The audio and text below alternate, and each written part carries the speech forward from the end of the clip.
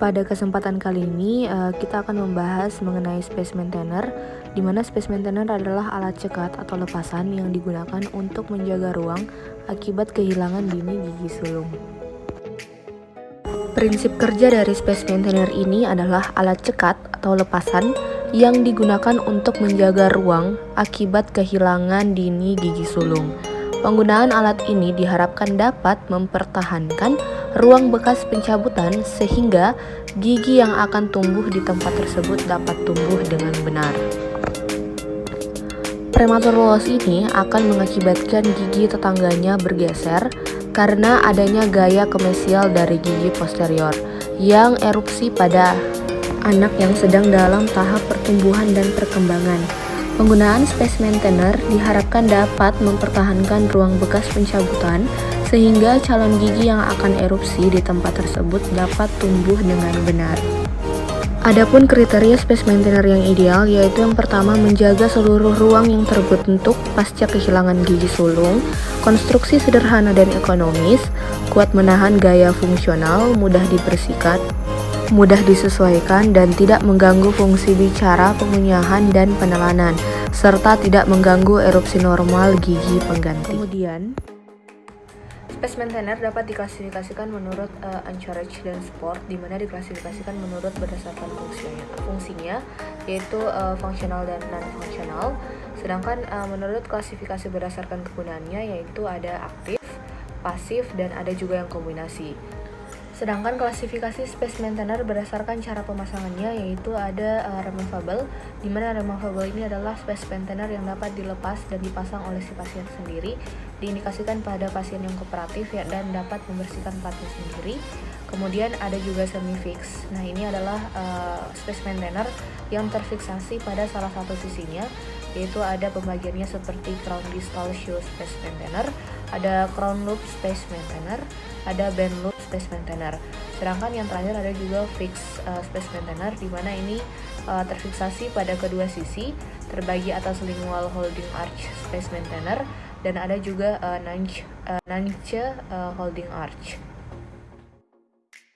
Analisis yang digunakan untuk menghitung gigi bercampur atau pada anak yang mengalami periode gigi bercampur yaitu metode Moyers, di mana prosedur analisisnya adalah dengan mengukur lebar mesiodistal keempat insisifus rahang bawah satu per satu, lalu menggunakan jumlah keseluruhan angka tersebut untuk melihat kemungkinan ukuran gigi kanius premolar pertama dan kedua yang akan erupsi untuk masing-masing rahang berdasarkan tabel probabilitas dari Moyers sebesar 75%. Analisis ruang dari metode Moyers terdiri atas dua, yaitu mencari available space dan mencari space recruitment.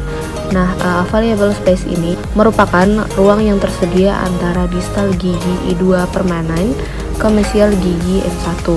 Sedangkan untuk space recruitment ini adalah ruang yang dibutuhkan untuk menempatkan gigi C, P1, P2 pada kedudukannya. Pengukuran pertama yang kita lakukan yaitu mengukur 4 insisifus rahang bawah permanen. Kita lakukan pengukurannya, kemudian kita lihat berapa angka yang menunjukkan ukuran tersebut menggunakan jangka ataupun kaliper. Ketika angka yang ditampilkan maka kita catat. Setelah didapatkan jumlah dari 4 insisifus rahang bawah permanen, maka hasil tersebut kita proyeksikan ke tabel Moyers dan kita lihat angka-angka yang dapat memprediksi lebar C1, P1, dan P2 dengan tabel Moyers. Cara melihat tabel Moyers, pertama kita perhatikan jenis kelamin dari si pasien, kemudian kita perhatikan ukuran dari 4 insisifus yang telah kita lakukan pengukuran sebelumnya, lalu kita lihat tingkat kepercayaannya. Di sini kita gunakan 75%, lalu kita proyeksikan tarik garis lurus antara ukuran 4 insisifus rahang bawah permanen dan tingkat kepercayaan. Begitu pula untuk rahang atas kita lakukan hal yang sama. Selanjutnya kita lakukan pengukuran untuk mencari available space, di mana diukur jarak dari mesial M1 ke distal gigi I2.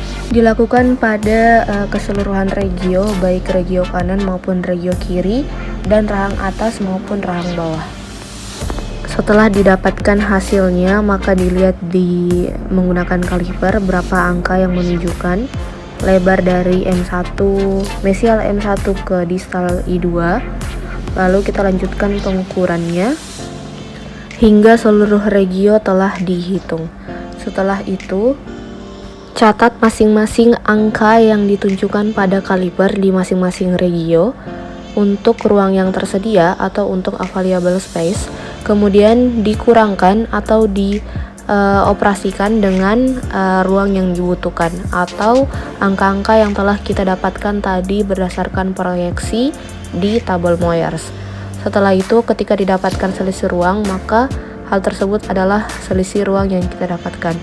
Dari selisih tersebut, maka kita dapat menilai apakah si pasien mengalami kelebihan ataupun kekurangan ruang, dan apakah si pasien memerlukan untuk space maintainer ataupun tidak membutuhkan space maintainer. Apabila analisis telah selesai, maka kita menentukan desain dari space maintainer. Selanjutnya dilakukan try-in dan insersi space maintainer, yaitu menggunakan pakaian kerja terlebih dahulu. Setelah itu kita menggunakan masker,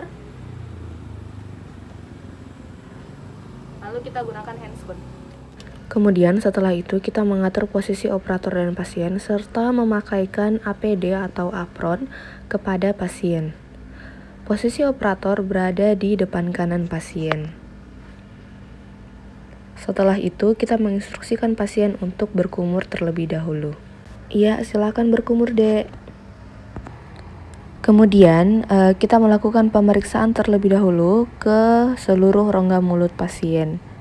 Kemudian evaluasi plat akrilik, yaitu tidak tajam dan berbau, bersih dan mengkilap, adaptasi baik dan retentif. Pasien dan orang tuanya harus diberitahu cara memasang, melepaskan, dan memeliharanya. Pemasangan dilakukan di depan kaca sehingga pasien dapat melihatnya. Kemudian pasien diminta untuk mencoba memasang sendiri di depan operator dan orang tuanya. Pasien dan orang tuanya harus diberitahu alat harus digunakan setiap hari. Kemudian dilakukan evaluasi terakhir, yaitu pemeriksaan keutuhan space maintainer, kondisi gigi penyangga dan gingiva, tidak ada keluhan terhadap space maintainer, dan kita juga evaluasi gigi penggantinya atau gigi yang akan erupsi. Terakhir, tentunya kita memberikan instruksi kepada pasien dan orang tua dari anak tersebut. Setelah itu, terakhir bersihkan rongga mulut pasien. Kemudian menginstruksikan kepada pasien untuk tetap menjaga oral hygiene-nya dan menghubungi dokter apabila terdapat keluhan yang lainnya.